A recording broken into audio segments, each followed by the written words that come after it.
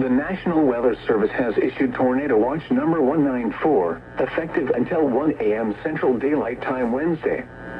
This watch includes the following counties in Oklahoma: Carter, Johnson, Love, and Marshall, and the following counties in Texas: Cook and Grayson.